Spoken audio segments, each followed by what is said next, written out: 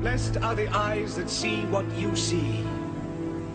For I tell you, many kings and prophets have desired to see what you see, and have not seen it. To hear what you hear, and have not heard it. I thank you, Father, for hiding these things from the learned and the wise, and revealing them to the innocent and the simple.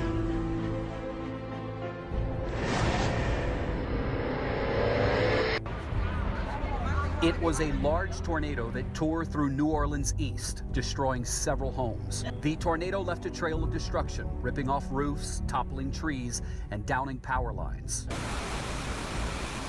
A warehouse security camera captured the moment the tornado ripped off the building's roof and flipped over an 18-wheeler. It went about 2 miles and it covered about a half a mile swath of land. New Orleans Mayor Mitch Landrieu. You've now been able to see the damage. It's devastating. There are a lot of families that lost everything that they have. The tornado was part of a larger weather system that was sweeping through Louisiana, Mississippi, and Alabama. More than 2.5 million people were in the storm's path. Just north of New Orleans, 2 more tornadoes touched down. Mobile homes were destroyed in the town of Killian, and several more homes were damaged in Madisonville. The Russian President Vladimir Putin has ordered an inspection of the Air Force's readiness for combat. Defense Minister Sergei Shoigu says the inspection will review the combat alertness and wartime air defense systems. The Defense Ministry posted a video on its YouTube page on Monday showing jets firing rockets during a training session in the Lipetsk region. The West also has a weather emergency. A storm that dumped snow on Washington State and Oregon has brought flooding to California. Relentless rain turned a mountain into mud, pushing this entire home into the street. 39 schools in Marin County were forced to close, with rain filling up creeks and spilling into streets. Fire Battalion Chief Brett McTeague. We have a lot of residents that are still in their resident, not able to get out right now. The continuous rain has pulled much of Northern California out of the drought, but NASA climatologist Bill Patzert says the rest of the West still has a long way to go. It took us many years, almost decades, to get into this punishing drought. There is no quick fix. It will take us years to decades to be totally out of the drought. Some heartbreaking images out of New Zealand. Despite efforts that were underway to save dozens of pilot whales after hundreds were stranded on the beach, at least 250 of the 400 whales are unfortunately dead. That's according to the Department of Conservation. Rescuers attempted to refloat the rest. About 50 returned to sea, and only to re-beach themselves just hours later. Scientists don't know exactly why whales beach themselves. This is one of the largest mass whale strandings in New Zealand's history. A Russian jet accidentally killed 3 Turkish soldiers and injured 11 others in an airstrike in northern Syria on Thursday. The incident took place in the ISIL-controlled town of El Bab, where a warplane bombed a building with Turkish soldiers inside. A Kremlin statement says President Putin called his Turkish counterpart Erdogan to express his condolences, blaming the incident on poor coordination between the two sides. The statement added the 2 leaders have agreed to increase military cooperation against ISIL in Syria.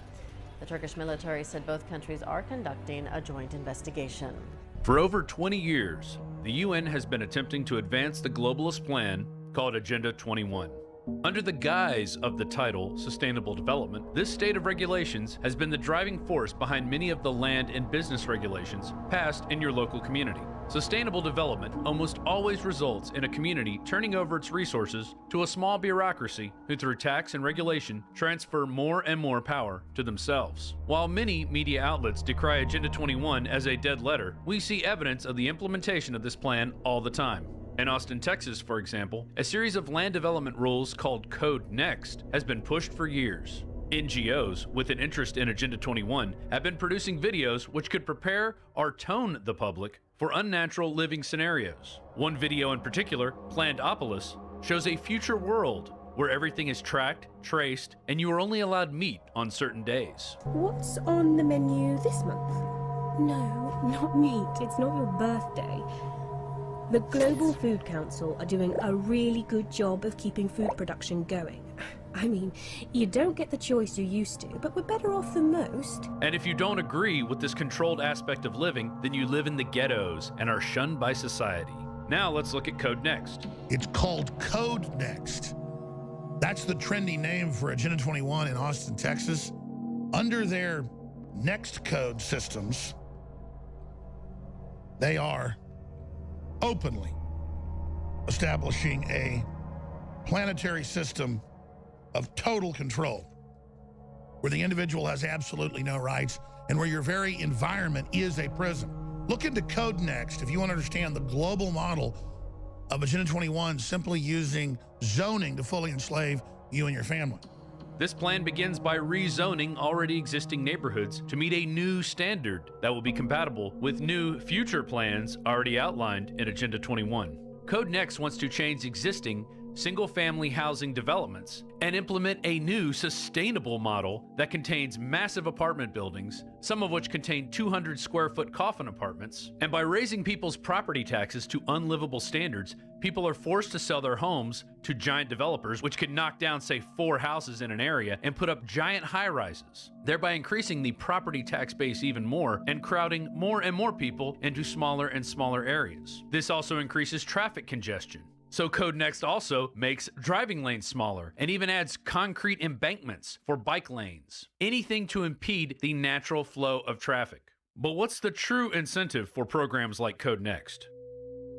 Beyond their claims of being the progressive left has been caught many times engaging in voter fraud. President Obama even encouraged illegal immigrants to vote on Election Day. So if I vote, will immigration know where I live? Will they come for my family and deport us? Not true. And the reason is, first of all, when you vote, you are a citizen yourself, and there is not a situation where the voting rolls somehow are transferred over and people start investigating, etc. The sanctity of the vote is strictly confidential. And with an abundance of cheap rooms and small coffin-like apartments being built in once middle-class residential communities, you can turn conservative districts into leftist progressive districts. They have an admitted plan under Code Next to take over Austin and then take over the surrounding towns like a cancer, take over the I-35 and I-45 corridors, and fully bring in the third world population to drive down wages, to house them in overpriced coffin apartments, and to bring down the standard of living massively, then use those political groups as a checkmate on the rest of the population and kill the middle class once and for all. It affects every property owner, every renter, everyone that lives in Austin, whether you live inside the city or just outside of our city limits. Okay, he's talking about Code Next. The code will reflect what the character of your neighborhood should look like, as well as mobility options. We talked to Habitat for Humanity, and right now they are waiting to develop this old lumber yard on East 4th Street.